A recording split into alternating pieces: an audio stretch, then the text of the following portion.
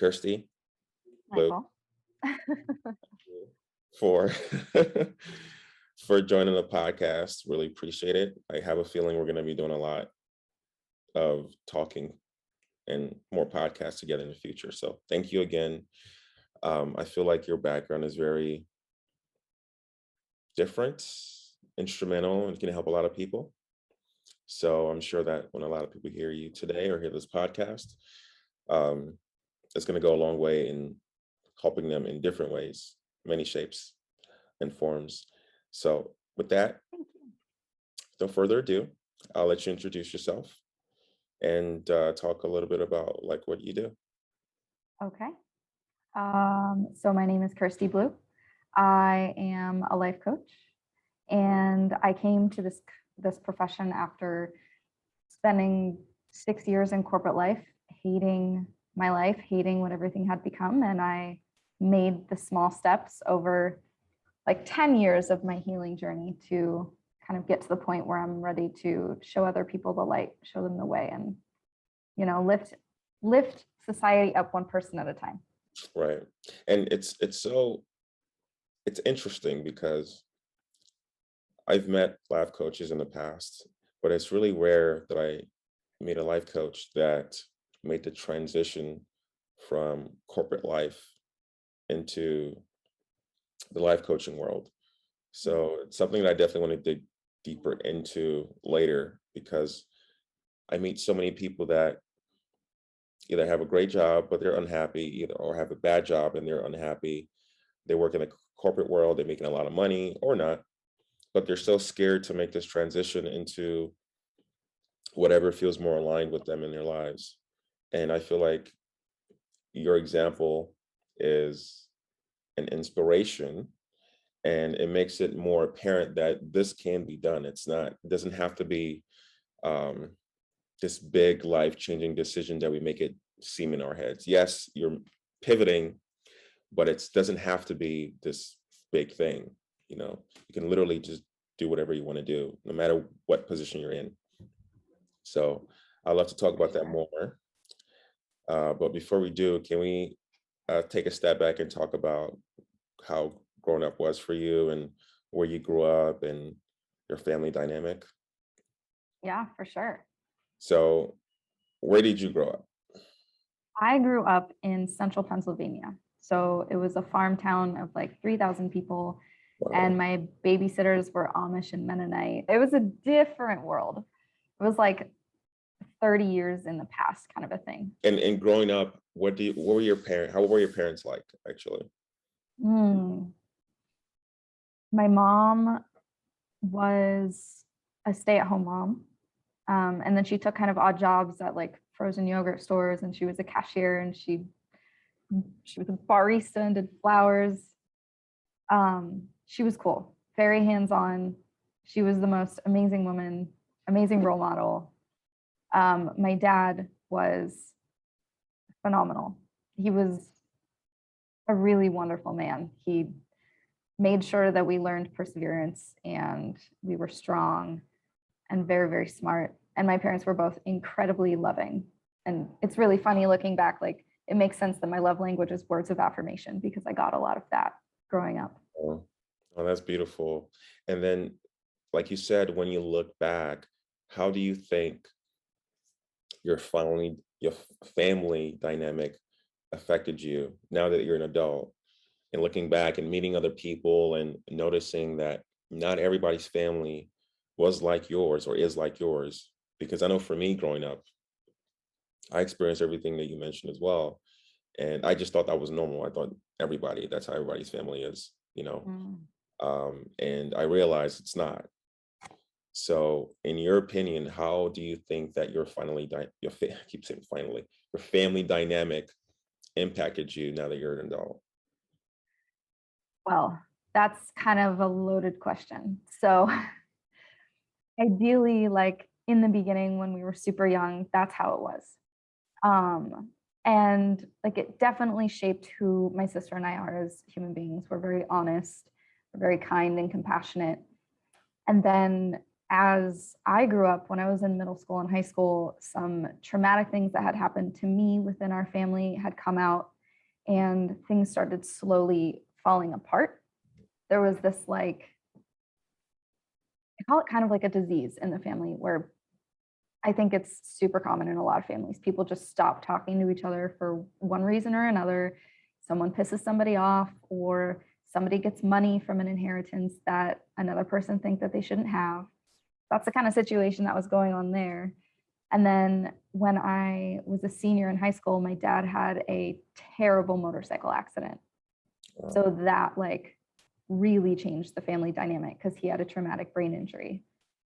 So that was like a turning point in my life that triggered a lot of, like, anxiety, a lot of distrust in just like everything in the world, because things can change on a dime. But through both of those, like, traumatic instances and all kinds of other stuff that was going on, it just made me incredibly strong. Mhm. Like, I pick myself up off the floor at any moment in time and just keep trudging forward. So definitely made me strong. Well, Solid foundation. well, that's good. That's good. And I love that you touched on that because there are a lot of people who deal with traumatic incidents. Either it could be outside of themselves, like what you had to deal with your dad, or internally, as teenagers or young adults. So, how did you, looking back, kind of get through that at the time? And if you didn't, and if it's something you had to work through even as you became an adult, how was that for you dealing with that? It was really hard. Yeah. My teens were a huge struggle for me. Like, it started in sixth grade when a big secret came out about a sexual trauma that I had faced when I was much, much younger. And that kind of threw me into a depression spiral. And then I really, like, I loved somebody and they didn't want to be with me. And then that just made it even worse. Mm. So throughout this entire time, it was just tons of, like, tears, lost sleep, learning kind of like how to communicate. But all of that was just a big struggle. Like, things didn't get better for me until I graduated high school. I finally broke it off with the guy and I started to, like, get out of the house more. And so I kind of felt a sense of freedom. And that's when I started to learn and grow. But my family kind of, my mom, my dad, and my sister were still in the household together while I was off at college. So coming back to visit them, that's how I learned how to, like, communicate clearly, mediate situations, and how to diffuse arguments. Um, I was like, the foundation of, like, me becoming an adult was learning how to communicate and diffuse. right, right. And it's crazy you have to go through that at such a young age. And I know it's something that a lot of women, I'm sure, and some men also deal with as well. But when it comes to men, it's not really um, looked at, obviously, at the same way when women go through it. Mm. So, and even just doesn't matter if you're a man or woman, just as a child or as a kid, why do you think there's so much stigma around sexual trauma, especially for the person that goes through it, right? The one thing that we hear often is, well, the kid didn't say anything, or if it's an adult, you didn't say anything. You're coming out years later. So why do you think there's that apprehension there, um, when something like that happens? And what advice would you give to someone that's either knows of someone that just went through sexual trauma or is that person that just went through sexual trauma? What advice would you give them to kind of like deal with it and kind of heal from it as they go on in life? So the Yeah. first part of the question, um, so from my perspective, everybody around me had these expectations of, like, how I was feeling and Mhm. how I was comprehending what had happened to me. And it was looked at as, like, oh, it's so sad, poor you, like, you're going to be okay, life's going to get better. And I was totally fine until everybody started pushing all of that like negativity and all of those limitations onto me. So I strongly feel like that's what sent me through the spiral when all the information came out. So I would tell anybody that's dealing with whatever trauma they're dealing with from their sexual history, like, just stay true to you. Don't let what other people say sway you. Just communicate what you feel. Like, if I know from my experience, people were telling me, you need to talk about exactly what happened. You need to tell us in every minute detail using like the specific scientific words of, like terms on the body, what happened over and over and over. And it's like, you don't have to do that. You don't have to tell people your story over and over and over if you don't want to, because that is going to lead to a whole other set of complications from like just dealing with what happened. So I would tell people, if you need to retreat for a little bit, retreat. If you need to talk to somebody, but don't feel forced into talking to anybody about anything. Like, you'll come around in your own time. I like that. That's a good answer. That's a great answer. I can see how, being forced or feeling like you're being forced and um can lead to, like you said, you start internalizing everybody else's opinions and energy and expectations, and um it's I can see how that's not a good thing, obviously, Mhm. and that could just lead to more trauma and making the situation worse. So that's really good advice. Really good. Thanks. Yeah, I was forced to talk to like 9 different counselors in the span of 3 or 4 years, and each one of them wanted to hear the story over and over, and I was like, this is gonna kill me. Oh, But yeah. that's no, insane. So when you're around this age, let's just say, let's move into your teens. Let's say when you're in college, no, not college, in high school. Where's your mind state at this point? Do you have an idea of what you want to do in college? What is your view of the world? What are like some of the things that you're kind of looking forward to while you're in college, if anything? I, I was so sheltered growing up. Like, I came to California and on vacations, and I went up and down the East Coast on vacations, but I was so sheltered. I had no idea what was available in the world. Everybody would say this to me and I didn't know what it meant, but I literally thought that I knew everything. Uh, And so I had no idea what I wanted to do when I became an adult. And I read a lot of fashion magazines. So I thought, okay, I want to get involved in fashion. Like, I'm going to go to New York. This is going to be the thing. That didn't happen.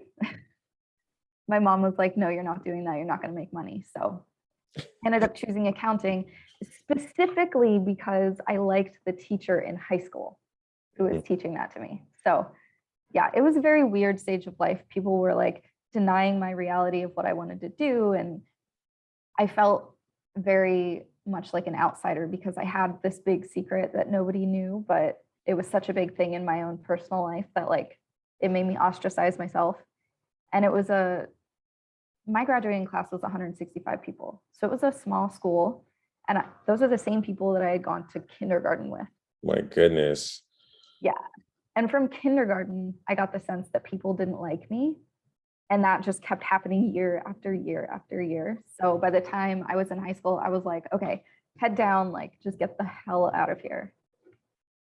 Well, I didn't know. You did mention that you grew up in a small town, but I didn't know it was that small. It was super small. It's the kind of place where like your aunts, uncles, mom, dad, grandparents all grew up there. They knew the teachers. Like, everybody is a really well-knit community. And my parents were both from outside of the town. So that made us even more like outsiders. Yeah, yeah. And so what would you say are some of the pros and cons of growing up in an environment like that, where it's not New York City, obviously, it's not Los Angeles, it's not, a big city town. How did that impact you in a positive way or in a negative way when you look at it? Definitely. So in a positive way, like it made me a really kind, honest, down to earth person. So that's definitely positive. On the negative side,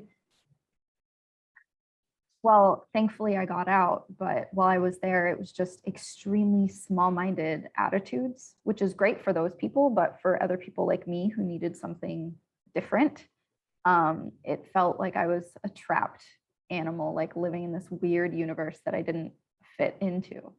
Mm, no, that makes sense. And do you have any siblings, or did you Mhm. have Yeah, okay, I have a younger sister. She's 5 years younger. 5 years? Okay, okay, okay. And all right, so we're in high school. We're not sure what we want to do.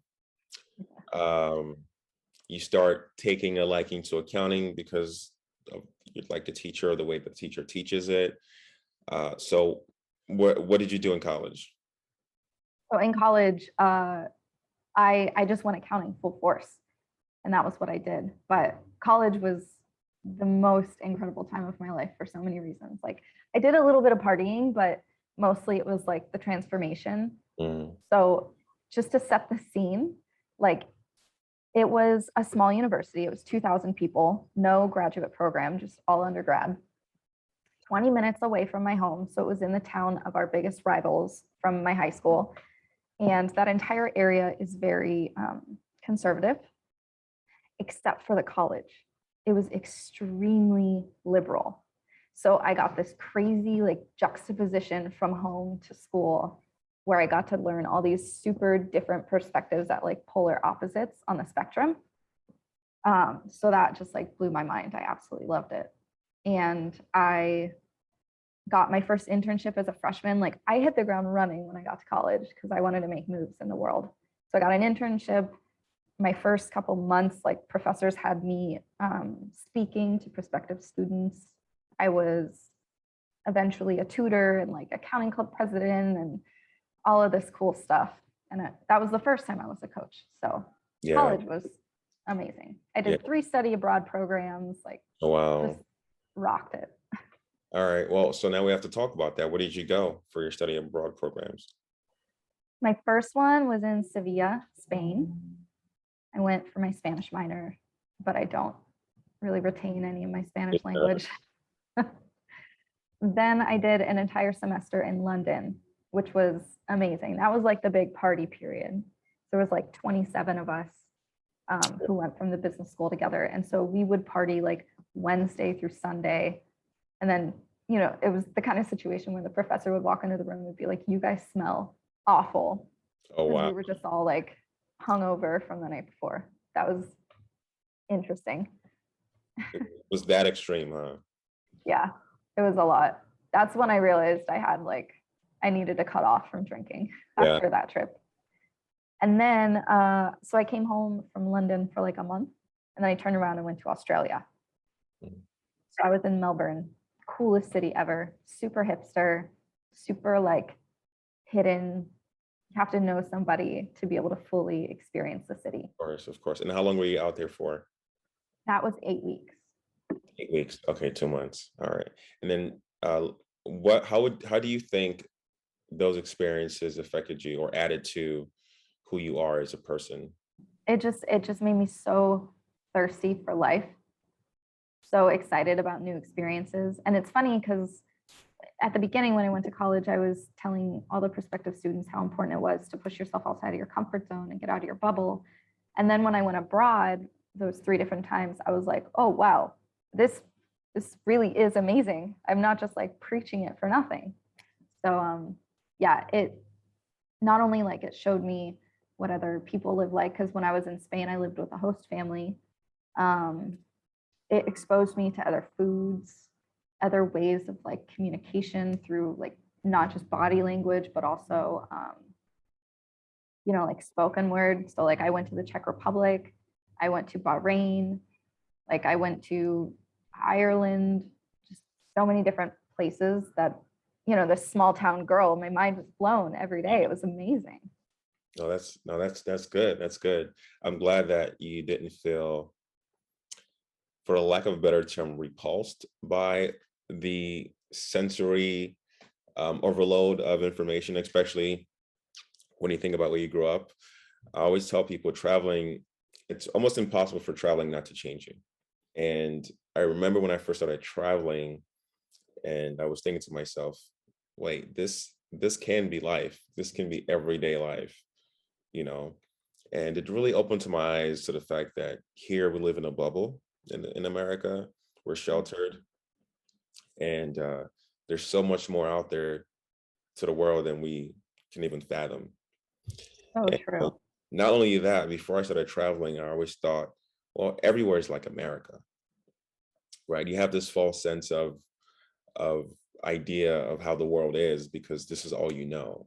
So you think almost everywhere is like the States, and it's not. It's really not. Right. So in addition to being fun and amazing, traveling also taught me like gratitude for America because no matter where I go, no matter how much fun I have, there's just something about landing back in the States. It's usually LA for the international flights, smelling that dirty air and just like, I hate this smell, but I'm so glad to be back here.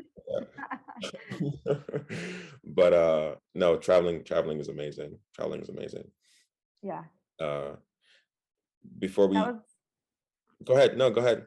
Oh, so like when I started traveling outside of the country was when I realized that we really are taught to think that the United States is the whole world. 100%. So what, I'm sure there are people listening that are going to listen to this and say, I really want to travel. I really want to do this. I don't have the money. I don't have the time. I'm too busy with work. I have kids, whatever excuse that we always come up with. What would you say to those people? Mm, I would say try couch surfing. That website for like couchsurfing.org or .com or something. I don't know. So at to explain it, at my university, we had a requirement to have what was called a cross-cultural experience before we graduated. And so for the majority of us, that meant if we had the means, we would travel internationally. But for a lot of people, if they didn't have the means or they didn't want to leave the country, they could have a cross-cultural experience within the United States. So for my best friend, she went to a Native American reservation and stayed with a host family there for a couple weeks, and she got to have the same sort of experience, right? Because it's cross cultural. So I would definitely say like Airbnb is what makes that cool. If you stay with like a super host, or like the couch surfing thing is free, just going to somewhere completely different from where you are and talking to the locals, you can get the same sort of experience. No, that's good. No, that's just true. That's true. So yeah, there's always a reason not to do something. I always tell people. So if you want to travel, just do it. Mhm. Do it. Find the time, save up money, find people that share your aspirations for world travel, and just do it. That's what I always say because so many people make excuses about why they can't travel, and again, we can all make excuses at all times, right? Yeah. It's Uh, like so, get in the car and drive 2 hours in the opposite direction from where you usually go. Like it's probably going to give you that sort of experience. no, I agree. I agree. Yeah. Um, so you come back from your programs. And at this point, let's just say towards the end of your graduation, or even let's just even say after your graduation, at the time, did you intend to make uh, accounting your career? Like, what was your mind state? Were you just like, I'm going to do this for the next 30, 40 years. I'm going to make money. I'm going to travel the world. What was Kirstie thinking around this time? Or at So least that's the intention? it's really funny that you asked that because I think it was my junior or senior year of school. I had to take an ethics course, and as part of that course, we had to write like essentially the script for your plan for the rest of your life. And so what I wrote was like I broke it into two sections: the working and then the like philanthropist life. So I was going to work in accounting for X number of years, save up money, and then like essentially retire. And then I saw I saw a play on human sex trafficking, and I had an emotional breakdown for like an entire week. One of my professors actually had to drag me out of the theater and like take me back to her house and talk me through it all. And at that point, I realized like, okay, I'm 4.5 years through my accounting degree, so I can't change now. I just have to keep moving forward with accounting, but I'm going to get out as soon as I can.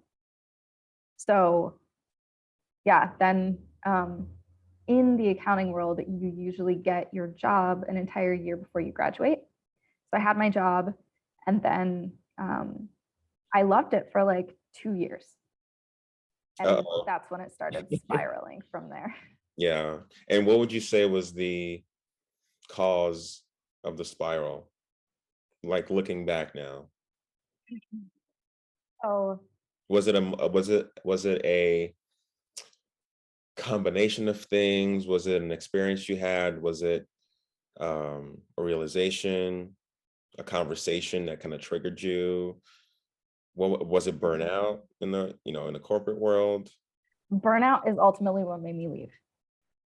So that, but I was burnt out for like a year to 2 years before I actually left. So 2 years in, I started to not like accounting as much because in the accounting world, you have this ladder of like you spend 2 years as an associate, then you get promoted to senior, and you spend 3 years, then manager, partner, whatever. So I was coming up on the promotion for becoming a senior, and that's when you really start to take on responsibility for a job. You have a team under you, you get a big raise, you know, you're starting to live the dream of the corporate life. And it came to the point where I was talking to one of the partners, and he's like, "Do you want this promotion?" And I had been looking around at all the seniors around me, and I was like, they're all miserable. They don't sleep, they don't work out, they don't eat healthy, they don't get time with their significant others. Like, actually, no, I don't want this. But I've always been a high performer, so it was starting to be pushed on me earlier than the rest of the group. So like I got to experience it a little bit without the official title. And then after I got the title, I don't even think I made it a year. I was like, yeah, I'm done. Wow.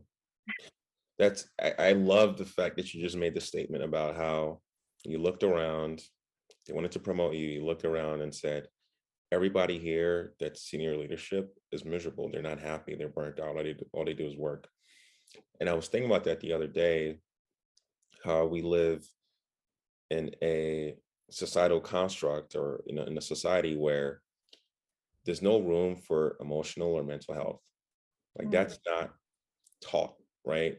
The idea is, I mean, we're pretty much born into a world that's already preset, right? So yeah. we already have this path, this blueprint that's laid out for us. And it's, oh, you're gonna go to kindergarten, and you're gonna go to middle school, and then you're gonna go to college. No, sorry, high school. And you go to college, and then you're gonna graduate and then meet your significant other, and then get a job, and then have kids, Mm-hmm. and then you're gonna work for the rest of your life. And if you're lucky at 50 or 60, you'll retire and be tired and miserable from working your entire life. And a few years later, you die. And then after that, what happens? Nothing. Nothing happens. That's just it. Right. Life doesn't have to be that way. You know, if we have, let's say, if you're driving a nice car and it doesn't need anything, there's no issues, you're still gonna take it for an oil change eventually, right? Mm-hmm. And that's how I kind of see our lives. Like we need oil changes, and we never think about that. No matter how happy you are, obviously, if you're unhappy and sad or depressed, you definitely need to talk to someone. But no matter what stage of life you're in, like we all need oil changes. We need to be taking care of ourselves, working out, making sure we have great mental health, making sure we surround ourselves with the right people, casually checking in, even if you don't feel like you need one. I feel like we can all use a therapist or a life coach. But even if you feel like you don't need one, just casually talking to someone, getting a Yeah. life coach for a few weeks or a few months, getting a therapist for a few weeks, for a few months. If you have insurance, which most people do, you can get a therapist for free, you know, um, Right. and you can invest in yourself by getting a life coach. So these are all things that we don't think about that are necessary when it comes to life. You Mm-hmm. can literally create the life that you want, like you're doing, right? Exactly. Um, so no, I just love that you touched on that, because it's something I was thinking about earlier or a few days ago, how almost everybody is just living life based on what's been preset, and it's only a select few people like you or myself that are actually living life according to what feels more aligned with them. Mm-hmm. And you mentioned like, you work your whole life and then if you're lucky, you'll retire. And it's like, at that point, that's when you're supposed to have fun and enjoy life. Like Right. what? You haven't taken care of your body, so you can't really move. So you can't explore cities on foot. Like, what do you mean? That's when you get to enjoy yourself for the Right. last quarter of your life? Right. No, I agree. I agree. That way of thinking, it's so defective, and we continue to just follow this path. And I think things might change in the future. I think things are changing a little bit, especially because of the pandemic. People seem to be more, people seem to be standing in their power more and saying, no, I'm not going to take that job, it's still low paying. No, I'm not going to drive to work every day because I don't have to. I can still get the job done at home.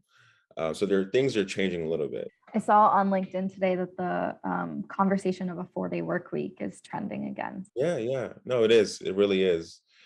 So I'm excited for the future. Um, but okay, so back to this time in your life, you look around, you're disgusted with what you see Mm. and how miserable people are. And at this point, you're thinking, okay, maybe this might not be the life I thought I wanted. So, how do you transition out of? What steps did you take to start transitioning out of the corporate life? Ugh. And were you scared? Oh my God, I was terrified. I look at my first corporate job as a toxic relationship where I was conditioned to think like they need me. They need me. I need to be there. Things are going to fall apart if I'm not working there. Everything's going to like implode if I don't check, this email, if I don't do this one more thing before I go home. Um, and it got to the point where I started to get sick regularly. Like I would get strep throat, which I hadn't had for years, and I would just be overly exhausted. And like towards the end of it, I ended up going to urgent care because I just didn't know what was going on. And they didn't say a thing. They just put me on an IV. And like that's as bad as that got. But so for a year, I had been telling myself, like, this isn't the right place. I need to move on. But I was terrified. Mm. And so at that point, I really heavily leaned on my mentors. And funny enough, I had been, this is like 3 going to 4 years in on my first job. So I had known my kickboxing partner for 2 years at that time. My kickboxing partner was my first life coach. He's an executive coach. So he had been telling me already for 2 years, you should really leave accounting because I think you'd be great at coaching. I think you'd be much happier elsewhere. You deserve so much more. So having that in my ear and then finally leaning on a mentor, I was able to like make the jump. But it got to the point where I had to be scared out of my like scared shitless in urgent care with an IV hooked up to me, which had never happened at that point. Wow. And it's unfortunate that it almost had to get to that point. Well, it didn't almost, it did get to that point, Yeah. you know, and that your story is so relatable because there's so many people who have to get to the point of burnout to realize that something is not right. And Mm-hmm. even at that point, they still don't really make any changes, you know? Yeah. And I think a lot of it is fear. Like you said, you were fearful. And I think one of the most instrumental aspects of standing in your power is realizing that fear is just an illusion. It sounds cool to say, but it really is.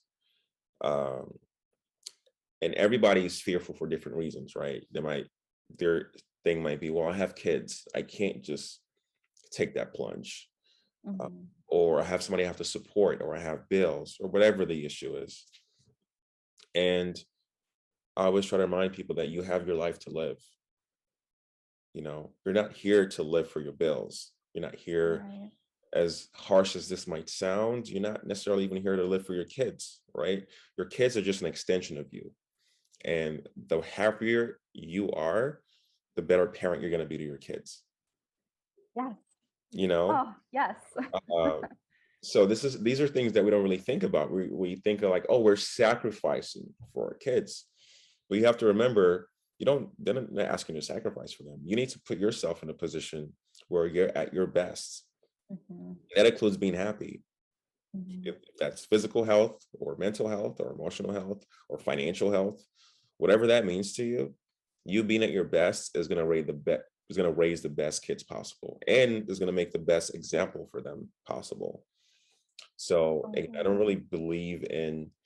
I mean, a lot of us have excuses, and a lot of times they're legit excuses, but that's what they are, excuses. mhm. And there's always a way around it, right? So I love that you pointed that out, because I just wanted to also say it's something that a lot of us can relate to. And just you taking that jump is a great example of how it doesn't have to be. You don't have to settle for this life that you feel stuck in, For which a lot of sure. people do. Yeah. Or not even stuck. Like I hear from a surprising number of people that, oh, it's just like I know everything that I'm doing and I like knowing things. So like I'm gonna stay. It's cool. But then I come back at them with like, oh, you don't like a challenge because you liked a challenge when I knew you in college, like, 6, 7 years ago. You loved like, like trying to solve problems and figure things out. So you're telling me you want to just stay comfortable but miserable Mm. and you're happy with that? It's crazy. A lot of times people can't even describe whatever the fear is either. Right. No, no, you're right. You're right. It's a lot of times it's actually has to do with the apprehension comes from a feeling of safety too, Mm. and a lot of times we feel safe. Like it doesn't matter, like you said earlier, you brought up the idea of a toxic relationship. As crazy as it sounds, you can be in a toxic relationship and also feel safe. Yeah, for sure. You know, Mm. another one is complacency. You get. I feel like complacency is a disease. Like you get used Oh, to being in a certain circumstance, and every other decision outside of that circumstance you're in feels like you're walking into the unknown.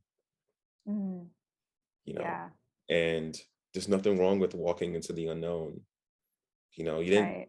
come you didn't the way I like to see it, like I'm not gonna live life while sitting on the bench. Like if you get off like I'm using a sports analogy. If you get off the bench and go play in a game, a lot of things can happen. You can do something embarrassing. You can lose the game for the team. Just you can get injured. There's so many things that can happen. But life is so short that there's really no point of sitting on a bench. And that's what a lot of us do when we feel fear, when we feel apprehension, when we feel complacency, when we're living in a toxic situation that we're refusing to get ourselves out of for whatever reason. It's tantamount to just being in the game and just sitting on the bench and saying, all right, well, I'm going to play life from the bench and I feel safe here. Nothing's going to happen to me. If we lose, Mhm. I'm not going to get blamed. Um, and to me, there's just no point of living life that way. Right. It's really a mindset thing because a lot of people's reasons, a lot of what you mentioned is like all the negative possibilities. But like, where's the positive possibilities? It could be the best thing you've ever done in your entire life. And like, you're just gonna, whatever. Oh, No, it blows my mind. true. It's true. And the thing is, even just to add to what you just said, even if you end up quote unquote failing, you're living life. And you're not going to look at it as a failure, because if you had to make that decision again, if you're 25 or 34, 35, whatever age you are, and you make a life-changing decision that you feel you're going to be happier with, and it doesn't necessarily pan out the way you want. I've met a lot of people that have been in those situations, and it's really rare that they regret it. For They're sure. glad they made their decision. My brother, he's a therapist, and he was telling me that a lot of the older folks that he sees, his clients, they all have one thing in common, and it's all always regrets. Oh, And that it's makes me so so sad. depressing. It's so sad. He was like almost every single older client he sees, one of the reasons for their depression or seeing him is they just have a life of regrets. Like, I wish I'd gotten divorced when I knew things weren't working out and I stayed for another 30 years. I wish I left that job I wasn't happy with 25 years ago to pursue my business. I wish I did this. I wish I did that. I wish I traveled. I wish. And it's scary, it's sad, it's depressing, but this is, I'd say, at least 90% of the population. That could have been you. That could have been Kirsty, 20, Mhm. 30, 40 years from now, saying, I stayed in the accounting world, stayed in the corporate world, I made a bunch of money, but I'm lived a life of being unhappy. And I wish I decided to be a life coach when I thought about it, you know. Um, So again, there's so much life to be lived, and one of the reasons why I wanted to have you on the podcast is because I truly saw the bravery in your decision to walk away from the corporate world into a life of independence. It doesn't even matter if you walk away from the corporate world into a different job or whatever it is. Just having that bravery to stand in your power and not be fearful of the unknown, because when you made that decision, that's what you were walking into. We're walking Mhm. into darkness, the unknown. And I think it's something that we all need to be doing more often. Thank you. Thank you. Yeah. No, no worries, no worries. It's all about inspiring other people, and people are going to hear this, hear your story, hear our conversation, and be inspired. Um, For sure. so, so Oh, yeah, I just want to mention, like, I see regret in adults as the biggest tragedy of life, like the human experience. And when you said the biggest thing is regret, I had a whole body response. My entire body got covered in like goosebumps, and I just felt like, oh, this is not good. It's the thing that really changed my mind and solidified my decision to leave my first corporate job. I was talking to one of the partners at the company who had told me that he had looked for years for another job. He wanted to leave, he wanted to do something else. He didn't really love what he was doing. And he never left. And eventually he became a partner. And when he told me that, I was like, wait, so you didn't even want the life that you have right now? And he's like, yeah, but it's okay. So I'm happy. And it uh, killed me in that moment. I was like, that is terrifying to end up, albeit he ended up with something very great and privileged. And he's very like fortunate financially now, but it's, it wasn't something that like lit a fire in his soul. Oh, yeah, so sad. yeah, yeah, yeah. Don't have regrets, people. I No know, regrets. happens to a lot of people, unfortunately. Um, so you walk away from the corporate world finally, and you start your life coaching business. What was your intention, at least at the time, when you first started your life coaching business? In what ways did you want to help people, or what holes did you see? What opportunities did you see to kind of come in and make a difference in people's lives? Well, ultimately, on like a very broad level, I wanted to teach people the tools to be able to live the most authentic life that they could. And then they, in turn, will take those tools and share them with their family, friends, and peers. And that will be my ripple effect on changing the world.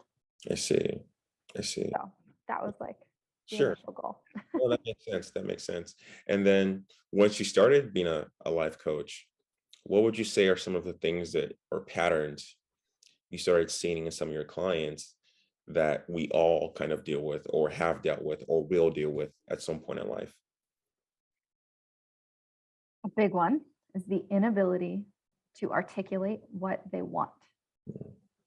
So I realized, like, from the time we come out of the womb, we're being told by other people what is best for us, what we should do, what we should eat, what we should consume.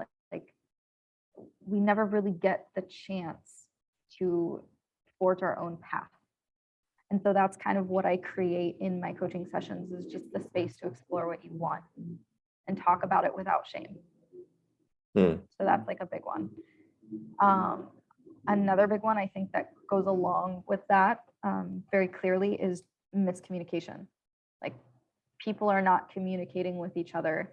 They're not saying verbatim what they feel or what they think. They're spending so much time trying to like worry about and control other people's reactions. Hmm. So yeah, ultimately I tell people, like, the way that somebody reacts to you when you say something has nothing to do with you. It has everything to do with them and their own life experience. So you just need to be proud of the fact that you were able to express yourself. I think another big one is like being stuck in a job, whether it be a corporate job or, whatever, just because you think it's the right thing or somebody else thinks it's the right thing.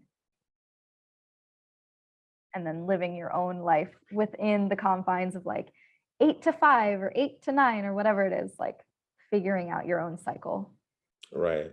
The web just keeps growing. It's like everything is so interconnected. The word holistic is kind of in everything that I talk about, because it takes a holistic approach to live like your optimal life. No, yeah, no, you're right. I love two things that you said. The first was shame. I want to dig deeper on that. And the second was control. And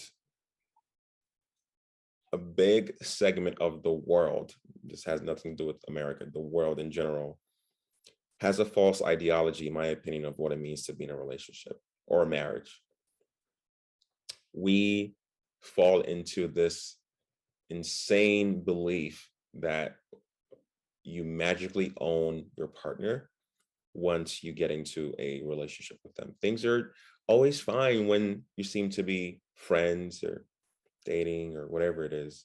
But the second things become official or you get married, you think you own your wife or you think you own your husband or your girlfriend or your boyfriend. And I think more people need to be more aware that one of the healthiest ways to be in a relationship is giving your partner the freedom they need to be themselves, obviously with boundaries. But nobody wants to feel owned. Nobody wants to feel controlled. Nobody wants to feel suffocated. And a big part of relationships is people getting to that point eventually. And it's either the man doing the suffocating or the woman doing the suffocating.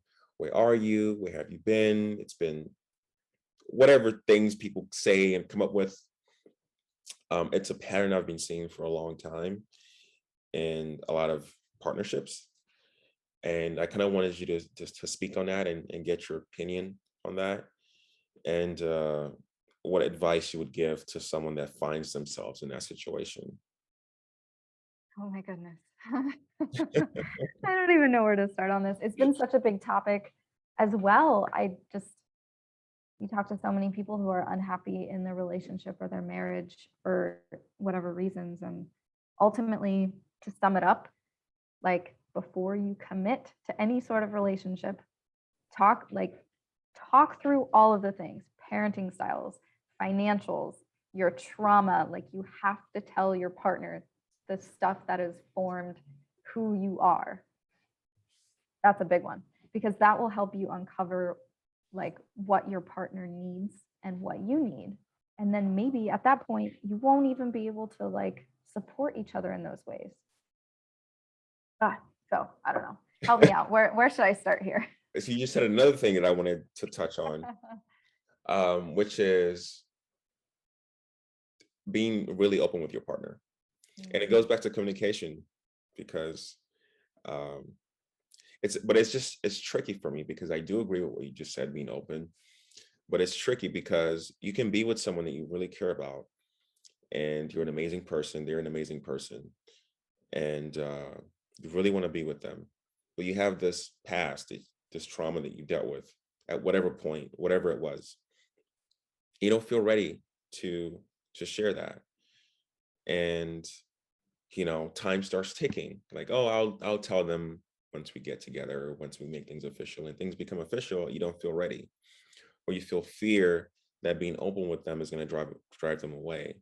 Mhm. So how do you balance that? Because earlier you did mention that you need to live or make decisions, especially if you've been through trauma, based on how you feel when you're ready. Right? Don't let anybody force you to commit or say anything before you're ready to talk about it. So how do you kind of balance that ideology? And when I say you, I'm not referring to you, but just in general as a person, how do you balance trying to come forward when you're ready, whether it's in a relationship, whether it's to the police, whatever. But in this question, it's more about a relationship setting. Mhm. So how do you balance trying to wait until you're ready with, oh my gosh, the time is ticking. It's been several months and this person has no idea about this big thing that affected me and had to do with who I am today. That's a really great question. So, And we'll come back to the last one actually, because I don't think you've even answered that one yet. yeah. Um, all right. So I wholeheartedly believe and still stand by, like, come forward when you're ready. Talk about things when you are ready. Don't feel pressure to do it beforehand. But I think we each have a responsibility to be aware of our emotions and aware of, like, what could be triggering those emotions, both consciously and unconsciously, and being able to express that, like you said, communication.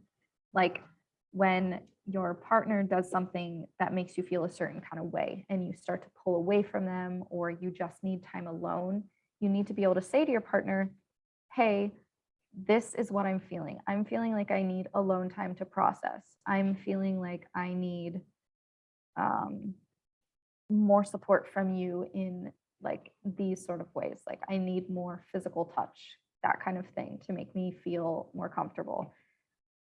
Being able to express that to your partner is going to make your relationship stronger, because they're going to know how to meet your needs. And then when your needs are met, you're going to feel so much more connected to them.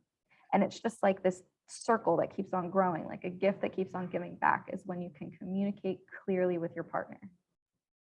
Yeah, no, good answer. Good answer. Now back to the last one. Okay. And we were talking about control, right? Where I was asking about this ideology when you're with someone, you feel like, they're yours, they belong to you, they're your property. Mhm. So how do you kind of maneuver around that from a life coach talking to a client? Or just it could just be your friends or family or just life advice in general. Like, what's your opinion on navigating that? Yeah. This is a pattern, actually, this idea of control. I noticed this when I was like 17. And at that point, for a little bit, I just, like, got rid of all labels in my life. I was like, I don't want any label to define me, because, like you said, once you slap on relationship, boyfriend, girlfriend, whatever it is, like, the dynamic in your head completely changes. Um, and so if control, I feel, comes from insecurity. And it's not necessarily an insecurity in the relationship, it's an insecurity with yourself for whatever reason. It could be different for everybody.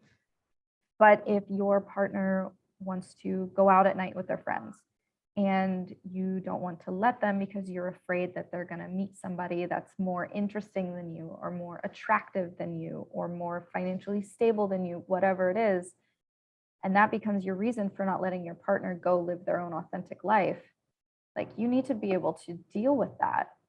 So I think both people in a relationship control each other at some point in time for different reasons, and you need to be able to recognize and understand that within yourself, and then use that information to actually make a change. Not just be like, oh, so that means I'm insecure because I feel like I should be, like, more physically fit. So then use that information to go do some cardio or eat better.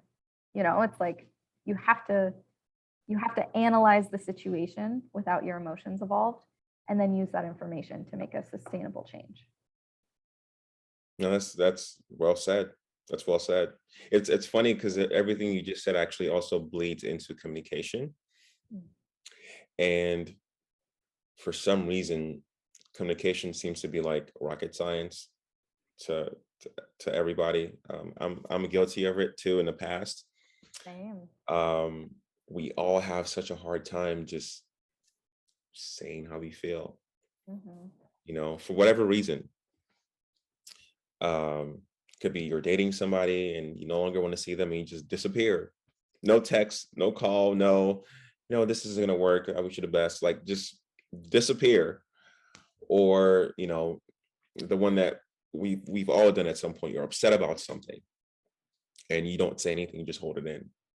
And it Hmm. builds and builds and builds until it just explodes and you just lose it, right? It could be even communicating as with a in a parent child dynamic, right? You're you're talking down to your kids instead of talking to your kids. Oh, You yeah. know? There's just so many forms on different ways that we constantly ignore the importance of communication, or either we don't ignore it or we're just not good at it. So how do you navigate that as well in a relationship, as a parent, or just in life in general? What are some of the tools that you usually like to recommend or that you've seen in your personal life, that that's worked for you? So, in terms of why we tend to hold back our communication, I think that a lot of it stems from our expectations and our assumptions. Mm, So we're making an assumption or we're making an expectation that if we tell somebody something like, this is what I want from you in a relationship, that they're going to have a certain sort of reaction. And we just assume that based on our past encounters with them or based on other factors that we know about them, but we're not really giving them the opportunity to show that they're an evolved human being and can make a different choice in every instance. So I think it comes like, as a human being, you have a lot of responsibility to be able to recognize your assumptions that you're making about other people and circumstances. Um, and then, yes, with expectations, that's like being able to articulate what you want and not expecting certain outcomes, because life is a whole bunch of like random chances. So you have no idea what's going to happen. In terms of getting a handle on it, personally, journaling has worked a lot, and not just journaling, but like writing letters, mm. especially during breakups. Always writing letters. And is it letters to the person or to yourself? Both actually. So whatever you're feeling in that moment, like certainly write that out. If you want to write a hate letter to your ex, like that's totally healthy. Just maybe don't give them the letter. Um, but then on the other hand, like if you write a letter to, like fresh off a breakup to express how you're feeling, and then you come back to it 2 weeks later and it's still applicable, then yeah, sure, like send it out if you feel the need to express yourself. But also writing letters to yourself, like your past self, your future self, your current self, something to read every morning or something to read 10 years, 2 years later, whatever. I think that's super healthy. And then the journaling, I used to look at journaling as a huge time suck, like a big chore. But a journal could be as easy as like one sentence. Today I hate X. Today I am loving X. Like it can be something super simple. Just write it down on paper, because there's something so therapeutic about writing and seeing things in word form. There's also the option of video diaries, which I did a lot last year. So there's all kinds of tools and resources out there. Yeah, there is. And you said something about expectations, right? And I fully agree with that, because I read this quote a long time ago, and the quote said, one of the biggest causes of suffering in life is because of attachment. Mm. And at the time, I didn't really understand that. Wait, one of the biggest causes of suffering is attachment. How does attachment make you suffer? And as an adult, I understood it. And I also like to think that one of the biggest causing of causes of suffering is attachment to expectations. Yeah.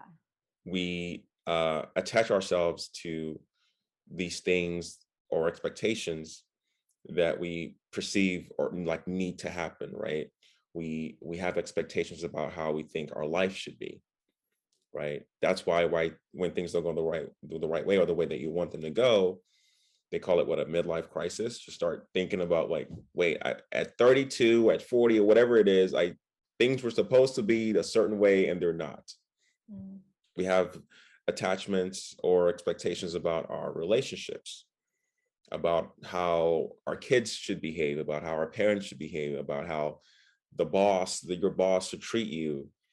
I'm sure obviously you had expectations about how things were supposed to be when you decided to go into the corporate world, right? And those expectations weren't met.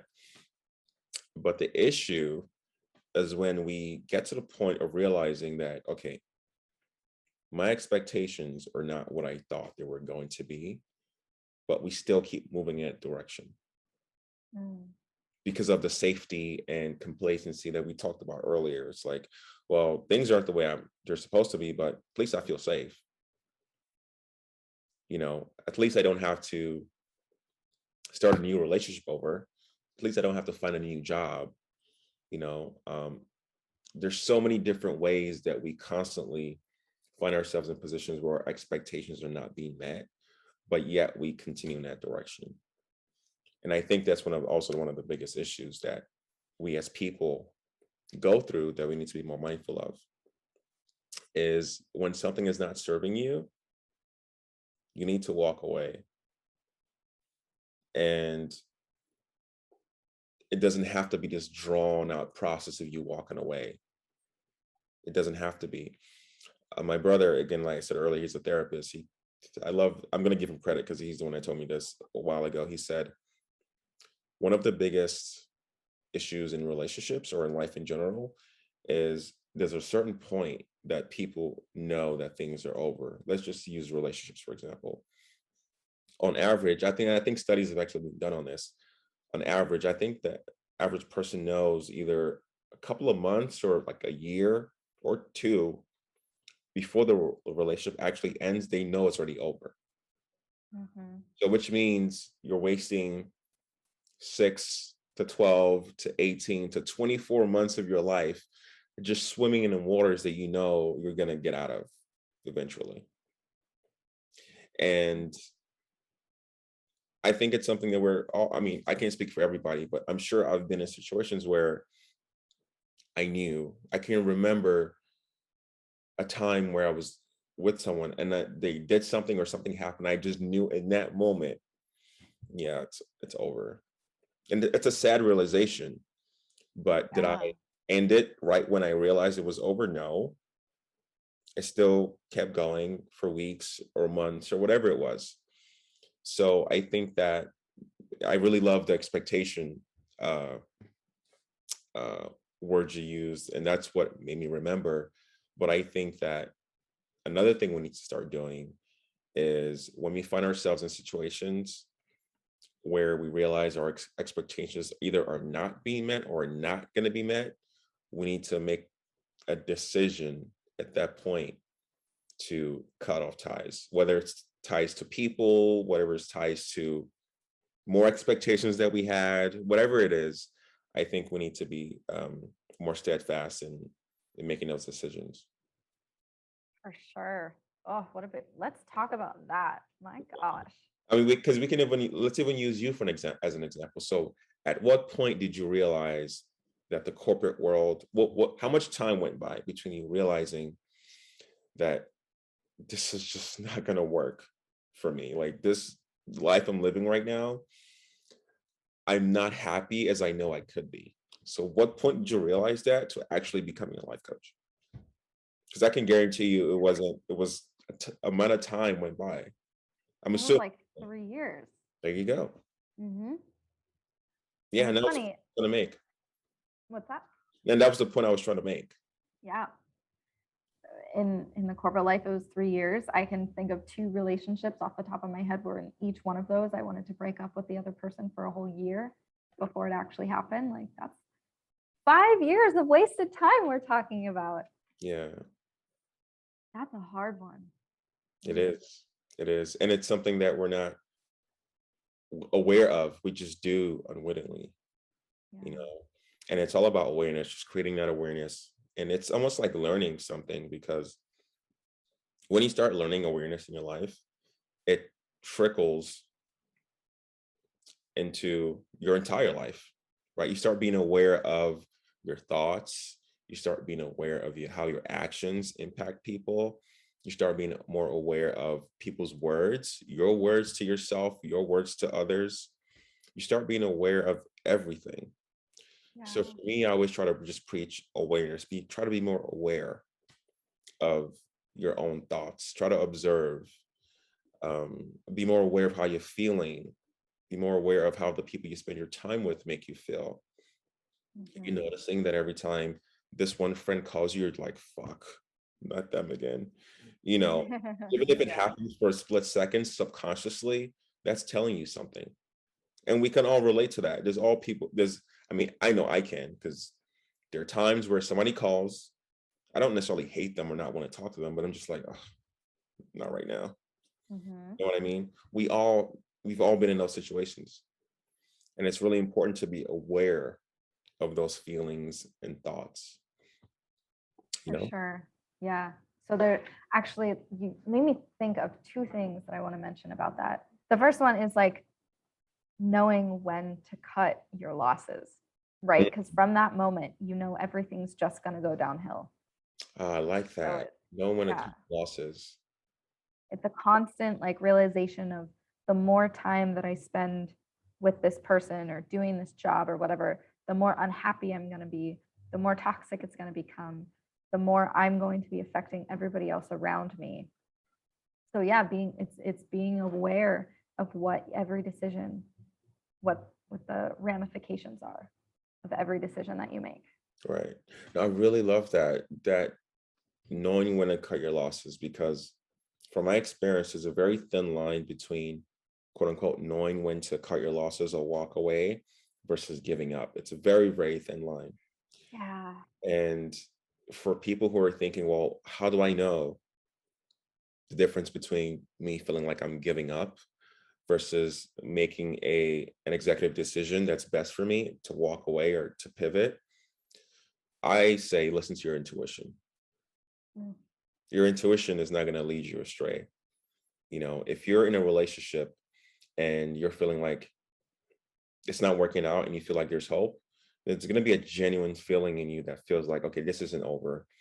This My feelings and decision to stay in this relationship is coming from a healthy place, not a toxic place, like you said earlier. Mm. So your intuition is always going to lead you in the right direction. Listen to your intuition. What do you feel? What do you sense for the future? Do you feel a sense of dread? Do you feel a sense of hope? Usually those two things are usually the guiding factors, at least for me, right? If it's a job, it's like, if you stay in this job and keep working here, do you feel a genuine sense of hope for the future, that the way you feel might change? Or do you feel a sense of, yeah, nothing's going to change? Is it a sense of dread instead? So for me, I think those two guides are kind of the ways. And like I said earlier, just listening to your intuition always helps. Yeah. Oh, I love intuition. I love intuition. Yeah. But I was talking to somebody recently and they said, "What is intuition? What is that?" And so I realized that we don't teach it ever. We don't talk about it ever as a society, except for like a women's shaving commercial. Right. But the intuition inside your body is like the guiding voice. It's the way your body feels about something. It's the way like your senses light up in certain areas if you're excited or you're scared or you just don't have a good feeling about going down a dark alley. That's the intuition. Yeah. No, it's true. That's true. And I'm just curious, for women that they're going to see this or listen to this and say, I specifically want a female life coach. Um, Kirstie is speaking to me. I love everything she's saying. do you notice, or how do you kind of go about coaching women when it comes to like their feminine, teaching them to embrace their feminine energy, teaching them to embrace their women's intuition, uh, teaching them to stand in their power and be strong, regardless of their, if they're in a bad relationship or whatever it is. Um, how do you kind of go about helping women when it comes to your business? So And it could be like just a to sum general. it up, yeah, in a general sense, there's a lot of work in figuring out or getting back in touch with who you are at your core. And a lot of that I tell people, like, think back to your childhood.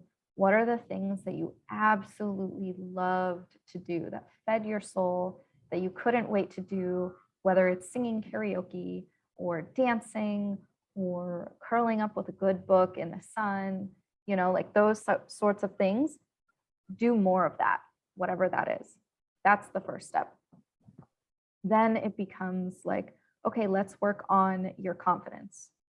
How secure are you in yourself, physically, mentally, emotionally, like with all aspects of your life? So we work on that security.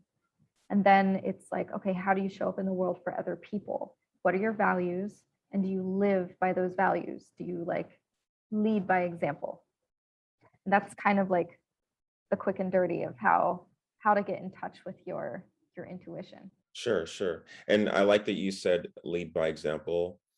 I like that you said confidence, because those two things bleed into vulnerable leadership, right? So how do you teach uh, people to be vulnerable leaders in their personal lives, in their business, in whatever shape or form? Um, what First of all, what is vulnerable leadership, um, and why is it important? Okay, vulnerable leadership. It's about being your authentic self, not feeling like you have to wear a specific hat all the time. Like, now I'm a businesswoman, so I must be XYZ. Like, I can't tell you anything about the way I feel. You can't know anything about my personal life. It's like very rigid. Um, so it comes with just sharing. Like, we kind of got into this at the beginning, where how I believe there's a fine line between work and personal life, right? And as time goes on, the line has blurred a ton, to the point where, thanks to everyone quarantining, like, there's not really much of a distinction. And I think that there is a lot of potential and a lot of intention behind the blurring of that line. Because if you think about it, fundamentally, you do business with the people that you like, the people that you have good relationships with, the people that you feel like you can be yourself with. Because if you're doing business with people that you don't like and you can't be yourself, it's very forced. And at any point, you think it might crumble or you're walking on eggshells. I think business is so much stronger and teams are so much stronger when you bring in the personal element of who you are. You can connect with people heart to heart. That's really what it is, connecting with people, building the bonds that makes your team stronger, that makes your company stronger. And ultimately, it's just going to make the world and the economy stronger. If we're communicating heart to heart, we're being a little bit more honest, being more open with people. It's like not having to hide things. No, it's true. It's true. And it's funny because the way you explain vulnerable leadership, I like to, in my head, it paints a picture of how it's really important to be able to lead from the front, right? And also lead from the back as well, which is where the vulnerability comes from. Mm, And those two things tie into having a complete understanding of knowing when to put yourself first, because you're putting yourself first when you're leading. It could be leading from the front or back, depending on the type of leadership. But I think it's a balancing act in trying to be vulnerable, right, while also putting yourself first. mhm. So how do you learn to kind of balance both? But more importantly, how do we learn to put ourselves first? Because again, going back to some of the conversations we had earlier, we live in a society where it's not really conducive to putting ourselves first, right? Mhm. You're not really hardwired to put yourself first when you're going to college, because more times than not, a lot of kids go to college based on what their parents want. You're not putting yourself first, right? When you graduate and you have kids, your kids take over. You know, their well-being matters more to you than your own well-being, which is fine, but that's not really you putting yourself first. Like I said earlier, we need to start realizing that if you want the best for life for your kids, you need to put yourself first. And that's not really an ideology that people are used to. Mhm. And moving away from that, you end up working your whole life. That's not putting yourself first. You don't, there's no room for um, traveling, right? There's no room for, I'm just going to take 2 weeks off and just do nothing and decompress. You know, there's no room for anything that has to do with putting yourself first. So, Kirsty, why is it important to put yourself first? And how do you, if a client came to you, how would you kind of go about teaching them to start putting themselves first, whether it's through affirmations, whether it's through self-care? How would you kind of go about doing that? Well, So first question, why is it important? why is it important? Okay. Putting yourself first is so important because you're going to be able to offer the world everything that you're able to offer if you're totally in balance. And if you're not in balance, say you're really lacking on sleep, you're not going to be as mentally clear, and you're going to mess up more frequently than you would if you got enough sleep, or if you're really physically out of shape. And again, that causes you to be tired, or it causes you to be in a lot of pain, and you can't last, like throughout the day as much as you would expect yourself to. You're not going to show up as your best self. And if you're putting yourself first, like you were talking about, like doing the oil changes in the car, you're going to be able to continue to run at full speed. Like that's what we ultimately want. We want to be the most productive. We want to be the most effective and efficient. So it's like you have to do the oil changes. I love that analogy. Yeah, yeah. No, this is true. It's true. Um, and then I love that you're into flow, and a lot of people aren't really aware of what being in the flow state is. And it's such a cool thing because when you become aware of the flow state and you find yourself in it, it's so exciting, right? Mhm. I know for me, it's not something I can just get into whenever I want to. It's like catting. It's like catching. Sometimes it feels like catching lightning in a bottle, where I'm just going about my life. And I'm like, holy crap. Whatever I'm doing at that point, I'm like, I'm in a flow state. Whether it's eating healthy for like weeks on end, right? That could be a flow state. Whether it's working out consistently without breaking your routine, that can be a flow state. The flow state comes in different shapes and forms depending on our lives, right? Right. So, what are the benefits, in your opinion, of being in the flow state? Obviously, it's something that you do. How has it worked for you, or has like changed your life? How has it impacted you? And for you, like, what would you say are some of the benefits? Mm. Okay. So I want to, I guess, draw a little more like clarity around what the flow state is. Yes. It's like a period of performing at your optimal output and really feeling connected to what you're doing.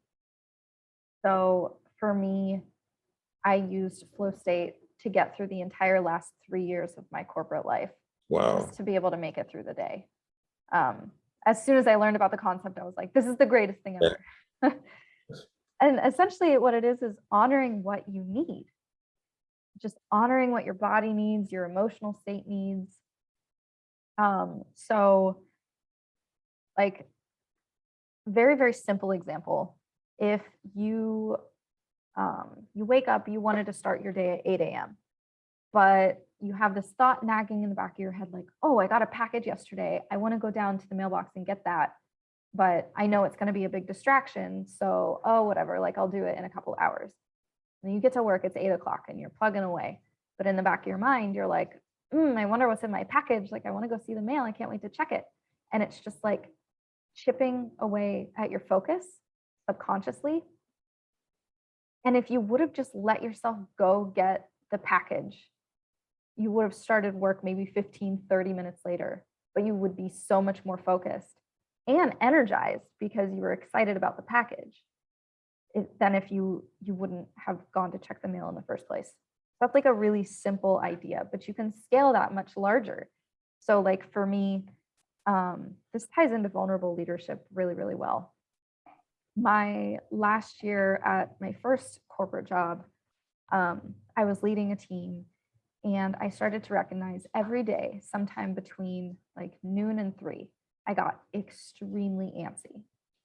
And typically in the corporate world, it's frowned upon to leave your desk during the day, right? But I made the decision with my team, hey, I'm going to go for a run every day at 2 p.m. Just have that expectation, like I will be back afterwards, but I need to go do this so that I can focus for the rest of the day. Because if I didn't, I knew I'd be like jumping around, I'd be distracted, I'd be angsty and antsy, like when am I going to get to go home so I can go work out? And by allowing myself that time and space to run, I was able to later achieve my optimal output during the day, but it also empowered my team to be able to do the things that they needed to do to ensure that they were in their flow states. Mhm. So being vulnerable with your team about your flow state and the things that you need to do, it's going to make your team that much stronger because they know that you're taking the time for yourself, so you'll support them taking the time for themselves as well. And it just like reaps all the benefits. Trust me, I definitely agree. So in saying what you just said, for people listening that are interested, how do you get in the flow state? Is this something that, at least for me, um, it's I feel like it's not something I can easily control. It just happens. And I notice that it usually happens after a period of consistency for me, or like perseverance. Like there's always like a wall I'm about to hit. And if I can get past that wall, then I just get into the flow state. That's what I've noticed for me personally. So for you, is it something that's you can easily trigger? And if not, or if you can, how do you trigger it? And if not, what are the things that you find that kind of help put you in that state? Interesting. So since I've been practicing it for a good amount of time now, I have a really good sense of control, like when I can force myself to enter it. But it's not really a forcing, it's more like an invitation. For Mm, me, for me personally, I have to do a million things on my to-do list personally to be comfortable enough to be like, okay, life's taken care of. Now I can work. interesting. And it's changed a lot. So like in college, in order to, write the 10-page paper that was due tomorrow, I would take like a double shot latte and pop in some dubstep and then just start, typing away. So it's a wide range, and it really ties back to your intuition and knowing what's right for you and what makes you feel comfortable. And when I think about it, that makes sense. And maybe for everybody it's different because it's not something that, first of all, a lot of people are aware of. And that's, like I said, it's easy to tap into. You just don't say, all right, I'm going to be in a flow state today. And you are, Right. not that simple. But it's definitely a beautiful concept that works for the people who are aware of it. And so I'd recommend it to everybody that is interested in experiencing the flow state in their lives. How, from your perspective, how do you think people can like find their own flow state? Like I said, intuition. Is there anything Sure. you have to add? Yeah, for me, it's mostly, I'd say if I had to choose one word that describes it perfectly, I'd definitely say perseverance. So again, for me, it's perseverance and consistency for me. That's what I'd say works for me, and that's what I'd recommend. Because again, the flow state is about getting to a point in your life where things or whatever you're trying to do, it just seems so effortless. It's easy. It's like cruise control. That's Mm. that's literally what it feels like for me. I don't know if it feels the same way for you. But it's literally like being on the highway at a certain speed and just cruising. Yeah, I Uh, see that. yeah, yeah. It's I get it to a point where excuse me, I get into a point where whatever I'm doing, whatever the objective is, it feels like I cannot fall off the wagon, for lack of a better term, you know. Um, so yeah, I'd say, and I always enter it when I'm consistently doing what I'm trying to accomplish.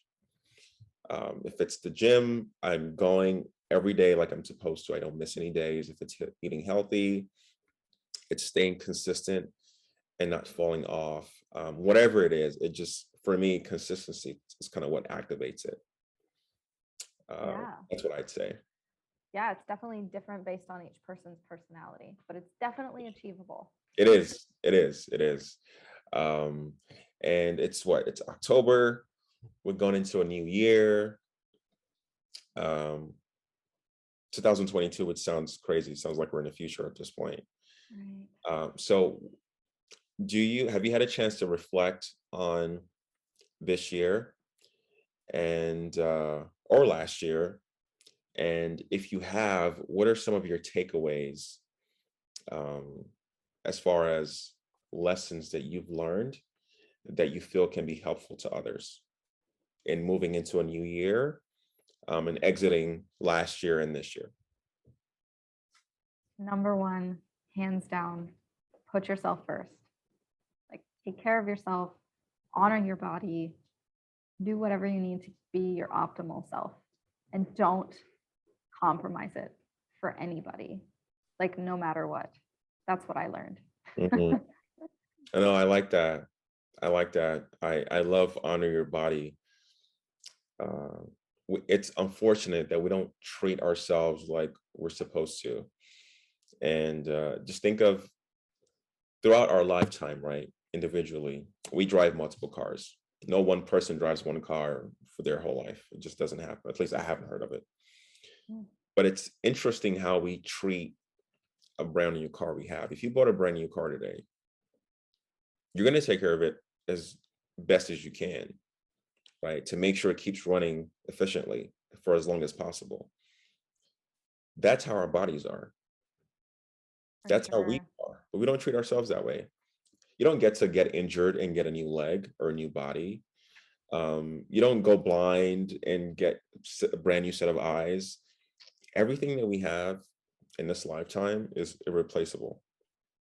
That includes our mental health, that includes our physical health, that includes um, all the decisions we make. But again, I really love that you said honor your body um, because it's something that I feel like we can all be doing more.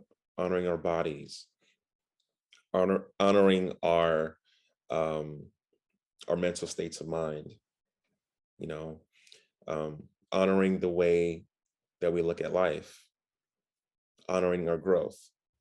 Mm. These are all things that we should be paying attention to. And there's really the cool thing about these things is there's really like no end goal, right? There's no point you reach where you say, I've honored my body and I've reached the top of the mountain. I don't have to honor my body anymore. Right. You know, it's a journey. It's a life journey. It's something that we need to be consistently doing our entire lifetime. So I love that you brought that up. And I definitely implore people to listen to what you just said and go into the new year, or you don't have to wait to the new year. It's not one of those things where you need to wait. Yeah, like start right now, start today, start honoring your body today, start honoring your mind, start honoring your goals, your aspirations, your dreams. Um, and I want to ask you, what are some ways, in your opinion, that people or your clients, your past, your current, your future clients can start honoring their bodies, their wishes, their aspirations, their dreams? What are little steps they can take? I'll jump in and start by saying one of the ways for me is just through affirmations. Mm. If you're going through any sort of mental roadblock, whatever it is, let's just say you have self-image issues, right? One of the ways of starting the journey of honoring your body would be through words of affirmation.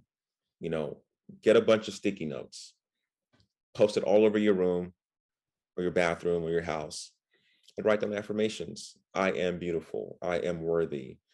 Um, whatever words that connect to you, because the goal isn't to just write just to write. You have Right. to believe it, Hmm. right? So words of affirmations for me are a powerful way that people can use to kind of start moving in the right path. Hmm. So for you, what are some examples or one or two examples that you'd say are useful for people to start moving in that path? I mean, like point blank, just do it. Whatever it is that you want to do that you've been holding yourself back, be it something small or something big, like take a step, do it, do a little bit of research, start talking to people in your network, start like putting feelers out, whatever it is, take any sort of step that feels comfortable for you because it's going to get easier. Um, Also, I guess like if you're in a stage of your life where you're unhappy about something, say it's your physical health, you're unhappy about your physical health because you sit at your desk all day, right? And you think back to a time when you were happy with your physical health. Think about what you were doing then that you're not doing now, and then add in 5 minutes of whatever that is every day. If it's a run, like literally go for a run around the block. You barely will break a sweat, but those little steps are going to make tangible changes. Or like yoga at night. You said yoga, the magic word. I know you do yoga. So can you kind of talk about that a little bit? And first of all, why you do yoga and why it's really important. I think everybody should be doing yoga. I do yoga too, uh, but you're more advanced than I am. So why is yoga important? And what have you found that yoga helps you with personally? Yoga is my everything. It's the way I get centered, it's the way I meditate, it's the way I express my spirituality, the way I connect to my body. So ultimately, yoga is like, I'm not a doctor, right? But yoga in certain forms is a way to counteract diseases that are happening in your body. So, for example, Bikram yoga, super challenging. It's very hot, very strict. But there have been studies that show that Bikram yoga can help reverse diabetes. That's phenomenal. Like a doctor is not going to tell you that, but it's true. And I was hypoglycemic and I started doing hot yoga and changing up my diet a little bit and changing my lifestyle a little bit. And I no longer have those crazy sugar crashes. It's it's very interesting. I don't know.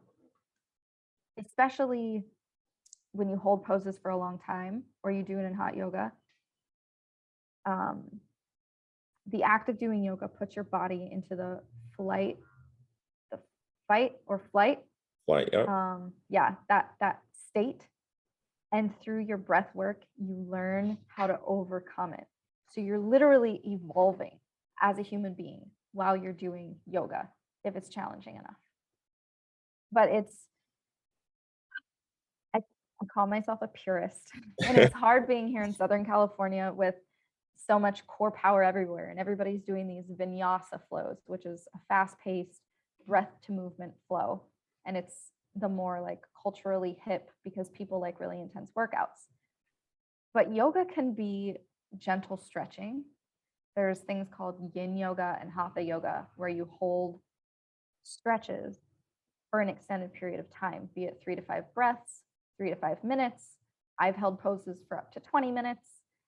You've held poses for up to 20 minutes. Yes. You said that so casually, like it's like everybody does. It's a long time. Yeah, If you do yoga, anybody that understands yoga knows that's a long time. that's a long time. And often, like floor poses, I'll fall asleep in them just because I'm like Um, so relaxed and meditating. Yeah. So yoga is, there's a whole spectrum of it. It's accessible to literally everybody. Every body can do mm, yoga. I love it. yeah. And you said something about meditation too, which is very important. When I think about it, I feel like we kind of answered my question earlier, um, when I said what are some of the tools people can use. I talked about affirmation, talked about yoga. That's pretty much another one, right?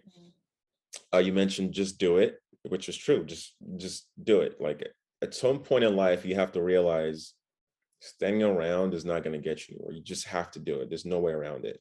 Mhm. And the fourth one is meditation. You Mhm. mentioned meditation earlier. Meditation is very, very, very important. Um, Obviously, you meditate, right? So, can you also talk about how if a client, I'm your client, I came to you and I said, I want to start meditating, but I don't know how. Kirstie, can you teach me how to start meditating or help me get into meditation? What would you say? So there's a couple different forms of meditation. There's like mindfulness meditation, there's transcendental meditation, there's like chants and all kinds of stuff. So it really depends on what works best for each individual person. And sometimes that comes with trial and error. But fundamentally, I would have you, as my client, I would have you start with a basic mindfulness meditation. So I guess I could walk us through it. If you just sit with both your feet on the ground, straight up, you can put your hands in your lap, by your side, on your legs, whatever's comfortable. And you're going to close your eyes and you're going to breathe in through your nose and out through your nose. And as you continue to breathe, you're going to feel the breath move past your lip in through your nose. And then you're going to feel a sensation in your body. That right there is a quick and easy mindfulness meditation that you can do at any point in the day, no matter where you are, what you're doing, if it's a crazy environment, if it's a quiet room, that is the base of mindfulness meditation. And I'm not trying to be dramatic, but that was so relaxing. I know that was short, but guys, if you did that at home, that was or wherever you are, well, definitely not in your car. Not in your car. Okay, we should clarify. Don't do that in your car. Yeah, don't do that wherever you are. There's another way to meditate in your Yeah, car. well, unless you're in a Tesla, then I think you're probably safe for a few seconds. Um, True story. but no, that's very true. Meditation goes a long way. What I like to do for me is I would do yoga first, and then right after go into meditation, which is like, just doing one after the other is amazing. Uh, but no, those are really good tips. We kind of answered the question already. Um, so before I let you go, I want to ask you, what is your hope for the future? And actually, it's a few questions. What is your hope for the future? What is the name of your business? And how can people contact you for current listeners, for future listeners, if they wanted to find you or contact you, how can they contact you? So first of all, let's start with what is your hope for the future? I hope for the future. Okay, wait, before I forget, back to the meditation thing real quick. Sure, please. If anybody listening is interested in mindfulness meditation, there's a book that taught me how to do it. It's called Wherever You Go, There You Are. It's Mm, like a green cover, but it's super digestible, short chapters. You read it over a period of 30, 60, 90 days, whatever works for you. And it walks you through mindfulness meditation. Super easy. Thank you for the recommendation. That's beautiful. Okay, so hope for the future. I know it's kind of a very I'm hitting you with all these crazy tough questions. My hope for the future is that people in my life, in the world, in other people's lives that I don't know, I just hope that everybody finds a path to living a more authentic life. There's going to be a trickle down effect when people are living more authentically. They're making more aligned decisions with who they really are. They're going to be happier. They're going to treat the other people around them better. They're going to make better consumption decisions, not only for their own body, but also the way they spend their money. And the way you spend your money is literally a vote every day on how capitalism happens. So like, it's just a trickle down effect if you can live more authentically in any way. I hate to keep saying that's a good answer, but it is. It's so true. It's so true because it sounds so simple, but literally being authentic in this world is one of the most difficult things you can do, especially when we talk about social media, right? Being authentic with yourself, right? Being authentic in your relationships, being authentic in your everyday life. Family. It sounds so simple, but it's so difficult.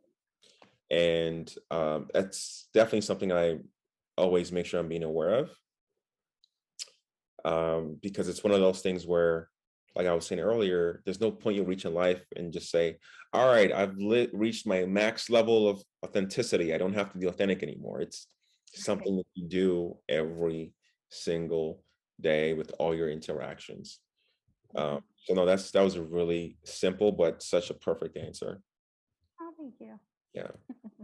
So next one was, how can the people find you? Or the next two were, how can people find you, and what is your business called?